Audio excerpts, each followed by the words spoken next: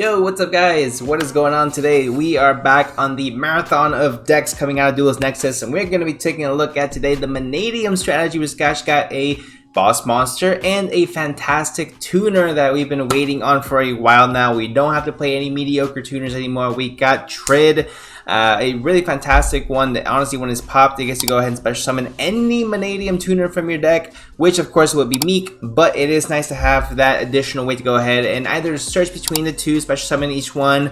Honestly, I think the deck has increased its viability a lot.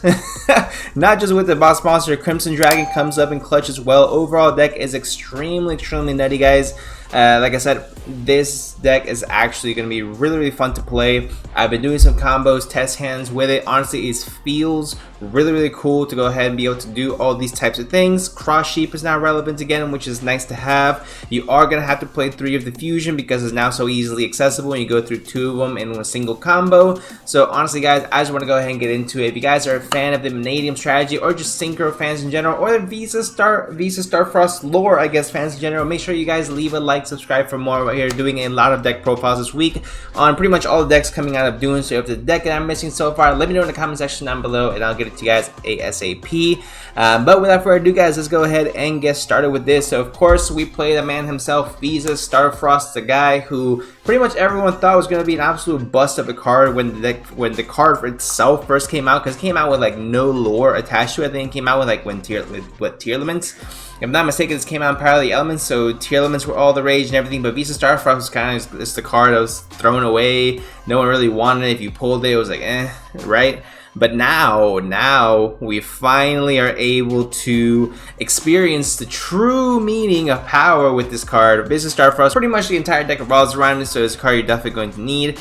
3 copies of Mannadium Rhyme Hearts, pops, special summons itself. Overall, really phenomenal card as well.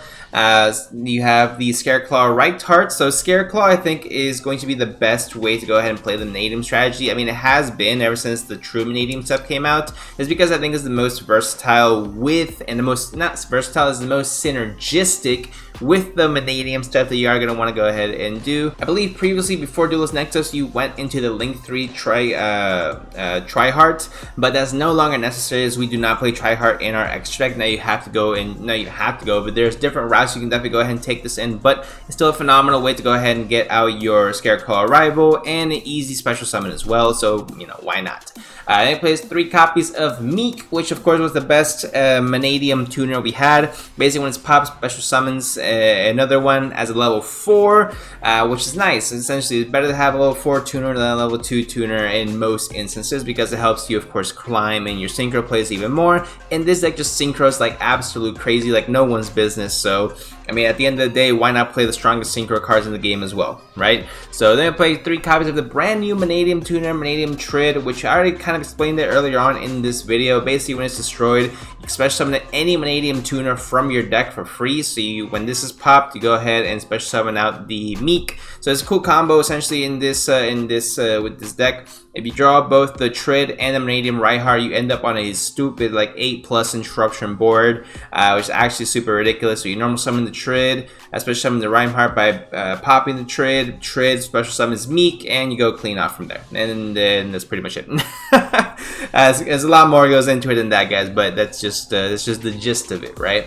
3 copies of Ash Blossoms, really the hand trap you need. I have seen like Pack play Draw and Lockbird, which is definitely still a viable strategy. You can play Nibiru, you can play whatever your favorite hand trap is in this slot. It really doesn't matter too much. I just like to play Ash if I'm going to be playing one hand trap, just because it's the most versatile and because it stops Brandon. And Brandon is a deck I'm very much scared of, because I don't want to get Gimmick Puppet locked, and even if it don't Gimmick Puppet me, I feel like Brandon has some of the highest ceiling potential of any deck. However, because it's so weak to Ash Blossom, then that kind of goes down from there. Beside the point. So that is going to be for the monsters, guys. 18 cards, 18 monsters in the main deck. Now for the spells, we play 2 copies of the Scareclaw Arrival. I really was testing this, just one, thinking I get away with it, but honestly the second one does come up later in the game. in case you need some follow-up, things like that. So Scareclaw, especially summons any Scareclaw or a Visa Starfrost. So having Scareclaw Arrival is really nice, at least at 2. 3 is too much. 1, you missed the second one, so 2 is just right. Next, play 3 copies of the field spell for Mannadium, the Peaceful Planet Calarium, which lets you add a Mannadium monster or a Visa Starfrost from your deck to your hand, which is nice. Also, if a face-up tuner you control will be destroyed by a card effect, you can target one of those monsters and special summon it back. So realistically, it gets you immediate recursion. They all gain their effects already because they're already been destroyed, and special summon that back, and you get the additional pluses off that as well. So honestly, I don't think this deck could have asked for a better field spell regardless. The other field spell we do play, of course, is going to be the Scareclaw Primeval Primitive Planet or Arachnophobia or whatever it is. Basically, it still lets you search for any Scareclaw or Visa Starfrost. Then it does come up as well if there are any 3 defense position monsters on the field, whether they're yours or your opponent, doesn't matter. You get to go ahead and pop a card your opponent controls, which does come up definitely every now and then. So you use a card you definitely want to have in your back pocket. More than 1 is just a bit too much. I don't really think it's necessary, but I mean, 1, you can use it when you need it. If you don't need it, just go ahead and leave it. You go ahead and take it from there. 3 copies of arguably the best spell in the entire deck, Mannadium and Bashtian, which basically lets you target a monster you control, destroy it, and add the field spell. So basically, it's a terraforming that lets you also plus by destroying one of either your meek or your traits. You get to go plus off that as well, which is obviously really, really good. So it's like a plus. It's a +1 because it searches you the terraforming and then gives you additional advantage if you're able to pop the Mannadium meek or the Mannadium trid. So you gain off that as well, and lets you special summon a Visa Starfrost monster or a 1500 attack, 2100 defense from your hand, which is again nice to have as an extender. I do play 1 copy of the Mannadium Imaginings. So the reasoning behind this is that I just feel like it's nice to be able to draw further into your deck. Is it going to be a mandatory card? No. If you don't want to play this card, you want to play 2 of the Scareclaw field spell, by all means feel free to go ahead and do so. I just very much like this card.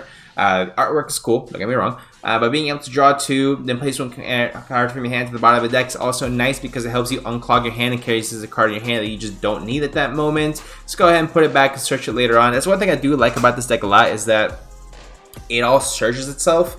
So it has great synergy and great consistency with that as well, which I absolutely love. Terraforming, of course, so why not play 4 copies of Terraforming, which means you're playing 7 copies of the field spell, which just adds more consistency.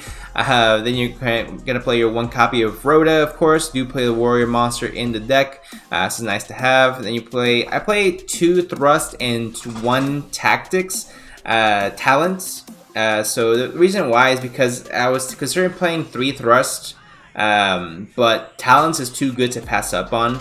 Playing more talents than thrust doesn't make sense, so I thought 2 thrust and 1 talent is going to be the best ratio to go about it, because with thrust you can also go ahead and search out other cards in your deck as well. For example, like the Arrival or the Rhoda, whatever might have you, or you can even search an imperm if that's what you really want. I mean, who am I to stop you, right?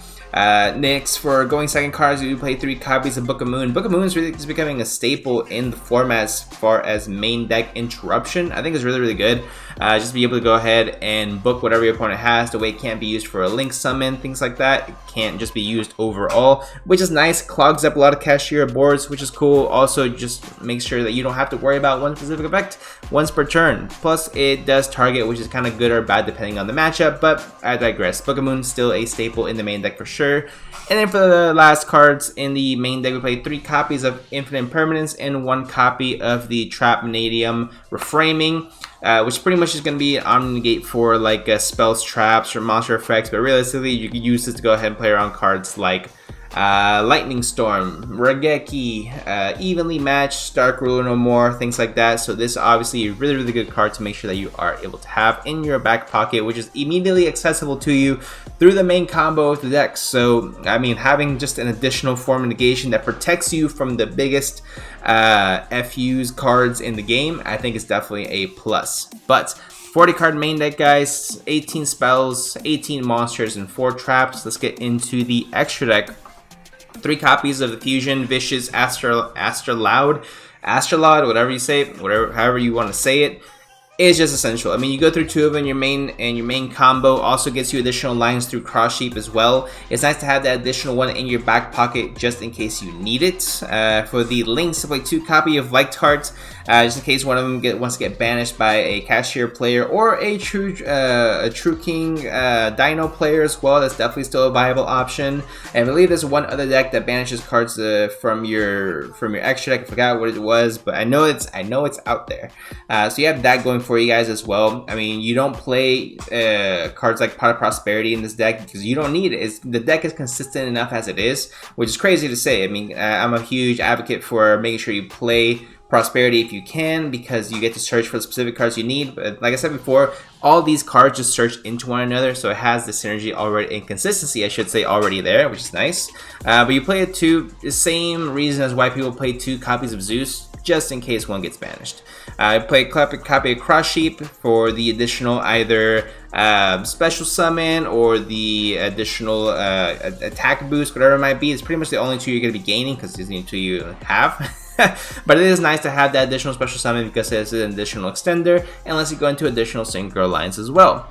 I do play 1 copy of Sky Striker Azalea. I think this is an underrated card. I think it got a lot of hype initially when it was first revealed and when it was first released, but it hasn't really done anything to my knowledge. So I want to go ahead and try her out in here. I think it'd be a good form of additional interruption board breaking as well. If you're able to go ahead and have a 2 lights or dark monsters, which is very easy to do with this deck as well. So I thought, why not slap her in here? If you don't want to play her, that's perfectly fine. You can have to go ahead and play IP Masquerena. That way you can go ahead and link up into the Appaloosa Bow the Goddess. Also, you can go ahead and play Access Code Talker in here if you prefer more the OTK strategy. I prefer to play more conservative as well in this instead of the OTK strategy. So I want to play Appaloosa just so I can make the best board possible. Also, it is a big part of the initial combo. So some things that are just running through my mind as I'm going ahead and deck building, right?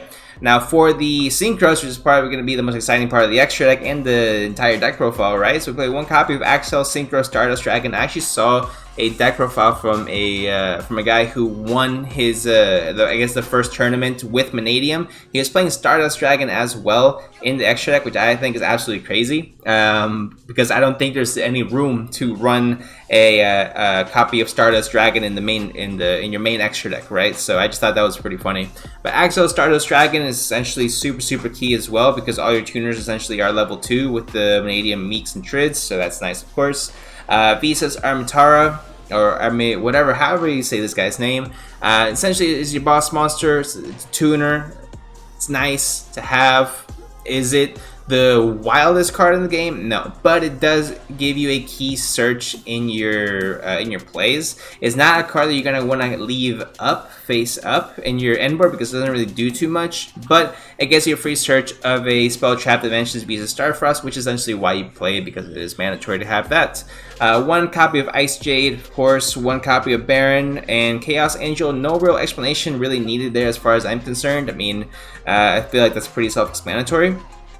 Then you play 1 copy of the Dispatter, and primarily, you guys, you are going to be summoning this guy out with the effect of Crimson Dragon by targeting your bear on the floor and summoning out your Dispatter right off the bat from there. And that's pretty much going to be it, guys. I mean, you have Dispatter access, you have Chaos Angel access, which protects all your synchro monsters, you have Baron access, which of course is just a powerhouse of a card. You have access to some of the strongest synchro monsters in the current game. Those 3 already, Chaos Angel, Bear on the Floor, and Bestial Dispatter, whatever it might be, are the 3 strongest synchros I personally believe in the game right now. And you have immediate access to summon all 3 of them in your opening turn.